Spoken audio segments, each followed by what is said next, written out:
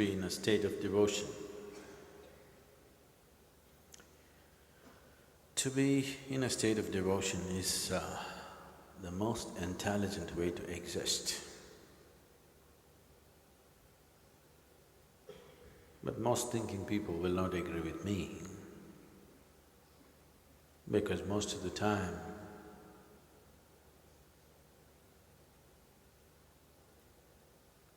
the so-called devotees look the most idiotic of all on this planet.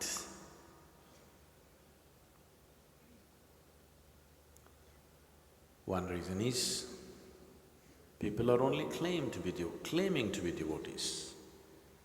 They're not really devotees, they're a kind of brand.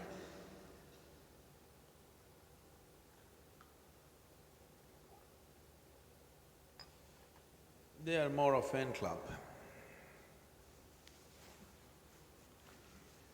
But generally they pass off as devotees. Being a devotee is not about being a fan. A devotee is beyond reason. Devotee is in a field where there is no right and wrong, where there is no like and dislike. Devotion is that mechanism which easily gets you there. Devotion is not love.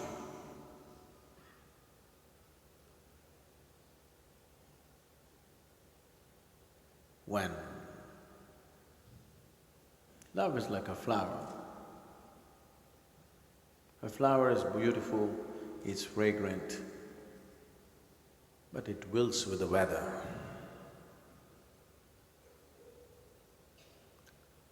Devotion is like the root of the tree. Whatever may be happening, it is on. It's springtime,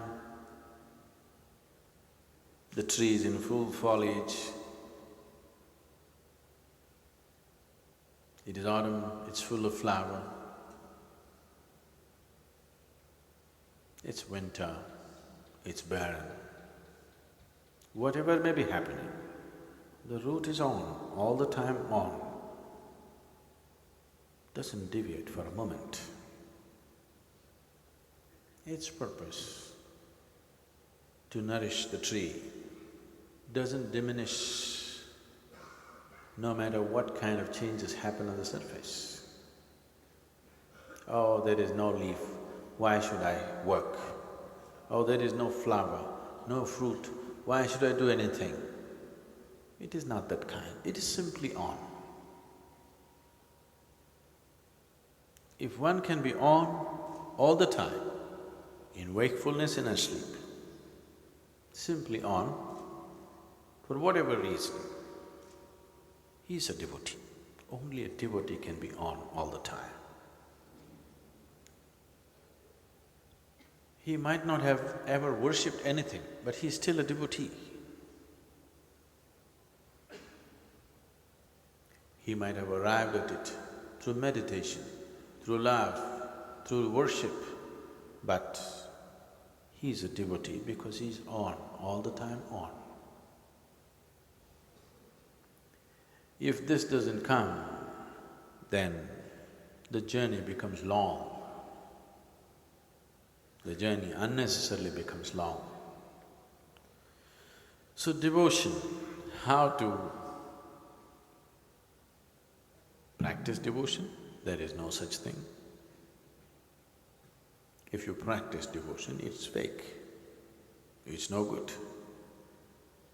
Only when you see something as larger than yourself, bigger than yourself, there is a possibility of devotion. If you're too full of yourself, there is no question of devotion.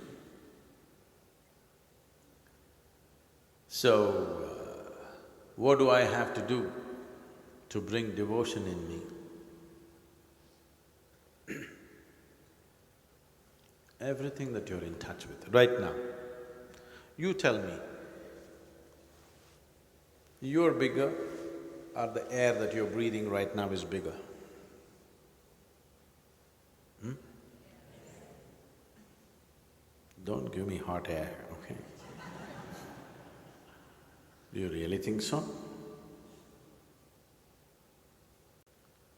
Now, you're going to sit there and eat your food. Which is bigger, you or the food in your plate? You became big only because of the food that you ate.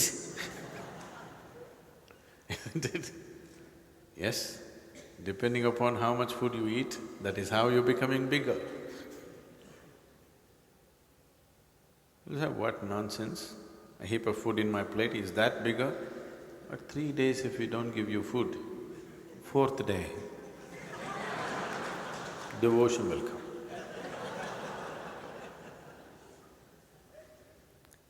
You are bigger or the earth on which you're walking is bigger?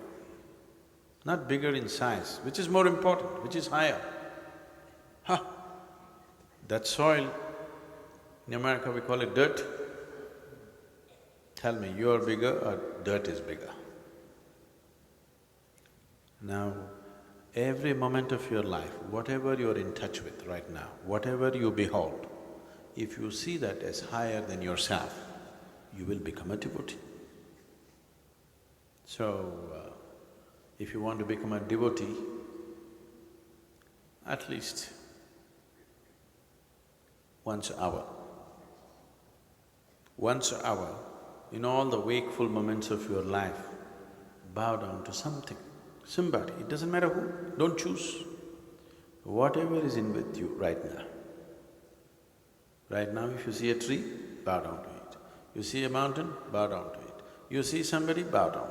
A dog or a cat or an elephant or a cow. Elephant you will definitely bow, but anything, anything that you see, you bow down. Once an hour, just do it through the day. See if it can become once a minute.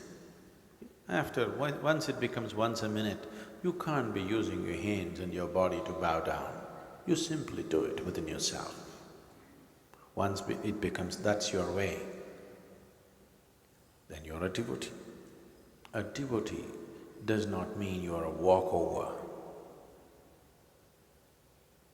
That which bends will never break. That which knows how to bend will not break. That is why in the morning you're doing the yoga so that your body doesn't break up. Otherwise it'll break up, I'm telling you. Every day if you're bending it, it'll not break. If you don't know how to bend, it will break. That is so with everything within you. If you learn to bow, if you learn to hold everything higher than yourself, so you learn to look up to everything, you will become devote. A devotee is not a brainless bimbo. A devotee is a different level of intelligence, which silly logical minds cannot understand. Because a devotee is… once you are like this, that you don't think much of yourself, then your perception is enlarged. He knows things that you cannot even imagine. He can grasp things that you have to struggle with for the rest of your life. Because that's the nature of devotion. That there is not much of you within yourself. When there is no self, you're ready for the super self.